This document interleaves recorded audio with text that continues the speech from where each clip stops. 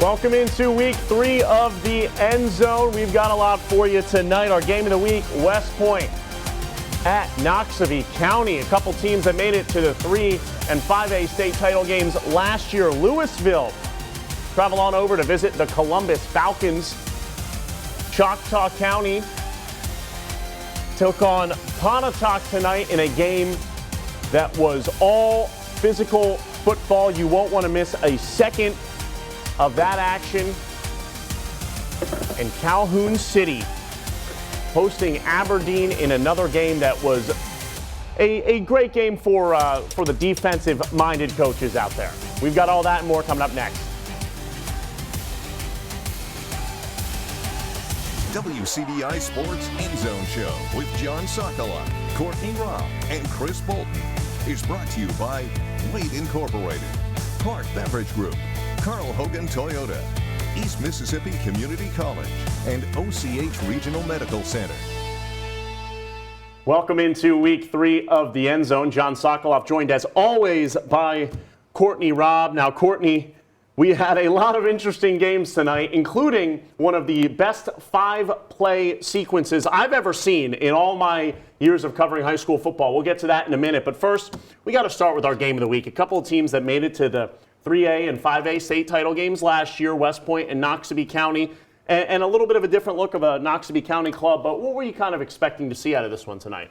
Honestly, I wasn't 100% sure, just because first things first is we're just excited to see both of these teams back in action this week. Both Noxubee County and West Point haven't been able to play their first 2 weeks of high school football, which is just something so incredibly uncommon for anybody if you know Northeast Mississippi football. So good to have them back, but honestly, I was kind of going with the idea that history repeats itself.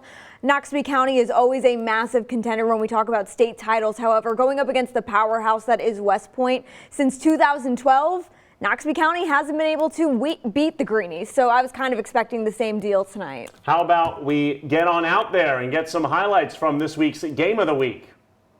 WCBI's High School Football Game of the Week is brought to you by Carl Hogan Toyota in Columbus. Let's take a look at this 2017 Toyota Tacoma. You know, Chris Bolton had convinced me that maybe I will be a Tacoma man? A Tacoma man, a truck driver, who knows, pickup guy, we'll see. Noxubee County hosting West Point. Tigers looking for their first win over the Greenies, like you said, Courtney, since 2012. First quarter, not the start Noxubee needs. Renorius Cheney to Antonio look Fowler. At the mix-up, but Greenies come up with it. Yeah, Chris Dean came up with that football. How about we go to the very next play? Let's not waste time. Cameron Young, Chris was talking about him in his live shots. Here's a 37-yard touchdown run. Green Wave striking early, Courtney. They had a 6-0 lead. We'll go later in the first quarter. Sophomore Kanan Daniels, power right, gains 40 yards on it.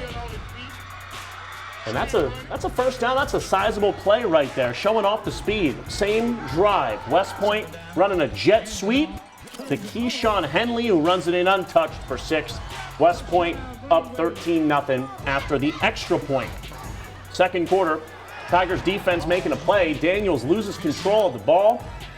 Intercepted here by Damone Cunningham. Noxubee unable to score, though, so we'll stay late in the second, right before halftime. Cameron Young, he breaks free again, man. How special is this kid for this West Point unit? I think he's got some jets on his feet. He definitely does for 45 yards right here, setting up a West Point touchdown. The Greenies led 19-0 at halftime. They went on to win 38-19. Chris Bolton will have more at 11. And, I mean, that was just kind of what we were talking about there, kind of what you expected. They were up 19-0 early, but in the second half, Noxubee County, Teddy Young, those guys really fighting back into that one. But with West Point, I mean, it's always going to be a tough opponent. West Point is going to West Point no matter what year it is or how many players they lose. They know how to replace guys, and they know how to just be that powerhouse that everybody's expecting every single year. So I never take any loss against West Point as an L. If anything, you chalk it up as a victory that you compete with them. Yeah, and a lot of schools, obviously, you want to play the higher caliber teams early on, right? You learn about yourself, and it kind of helps you sharpen some things. But how about we get to some 6A action? Let's do it. Tupelo hosting Corinth. And the Tupelo guys love our WCBI camera. Second quarter, Golden Wave up 8-0. Quarterback Jeremiah Harrell finds Katie Gibson, gets down to the 2. Then Quay Middlebrooks takes the handoff, bulldozes his way in there, gets the touchdown. Golden Wave go up 15-0. Corinth, they were having a tough night. Bronner Cregan gets taken down, a good old quarterback sack by the Golden Wave, and Tupelo gets it back. Watch their other quarterback, Lake Reed. He's putting the Jets on, John. Oh, yeah. Not going down for just nothing. Gets brought down near the 20. And then Reed with the nice fake finds Elijah Green, who takes it in for another score. Tupelo rolls in this one to get the shutout victory, 56-0. Great win for the Golden Wave. Definitely. Now Louisville and Columbus. It was 7-7 in the second. Now here is the craziest 5-play sequence I've ever seen. They I'm all ready. happened consecutively. Bring it to me. Wildcats driving. Jace Hudspeth picked off by Jamarian Mooney. He takes it all the way deep into Louisville territory. The Columbus defense, it's why they beat South Haven last week. It's the reason they were in this one early. Next play, though, Amari Williams' pass is picked off by KJ Tippett. Now, Courtney, I'm going to do something that me and you know in the TV business. It's called a tease. We're not done with Tippett just yet. Now the Power Cats take over. Hudspeth with a deep bomb caught by Jarvis Rush. He gets wrapped up at the 1. Okay, so they're in business, right? You know, right at the 1-yard line. Until they weren't, they cough up the ball. Justin Calms recovers it, and the Falcons take over. So now the Falcons deep in their own territory, and Dion Williams gets it, but that Louisville defense, Caden Tompkins wraps him up. That's a safety. These all plays back to back to back to back to back. 9-7 Louisville, and they went on to win big, 29-7. Let's get some score updates for you here. Starkville rolling past Olive Branch. 38-7, a big win for the Jackets. They didn't play, obviously, last week because they were supposed to play West Point, and Caledonia at Holly Springs getting it done 53-6. Let's get out to some more highlights. Them Grapes hosting Choctaw County. It was a defensive battle early. Scoreless in the second quarter. Bot snap on a punt turns into a fumble recovery for the Chargers. Gets them on the doorstep, 4th and goal. Connor Jewell scrambling, rolling light, finds Terrence McNeil, but too high. Warriors defense holds. Pontotoc trying to get on the offense going. Connor Armstrong with time.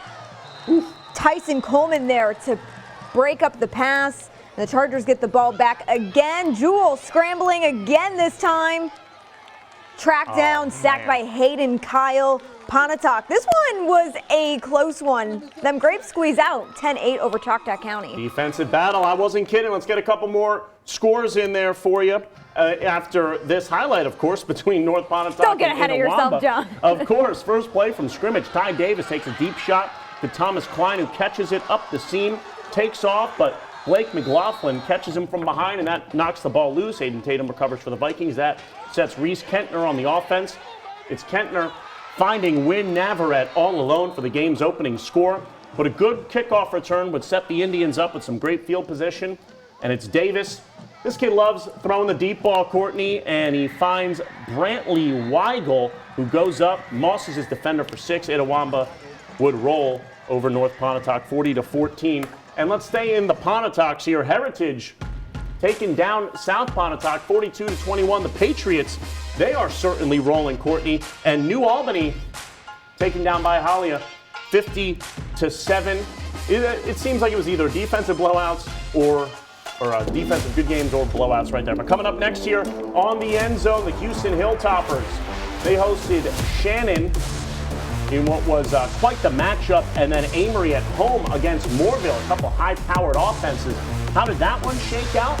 You'll have to watch to find out. And Nettleton and Saltillo, a battle of the Tigers. It was an interesting one. We'll have those highlights for you coming up next.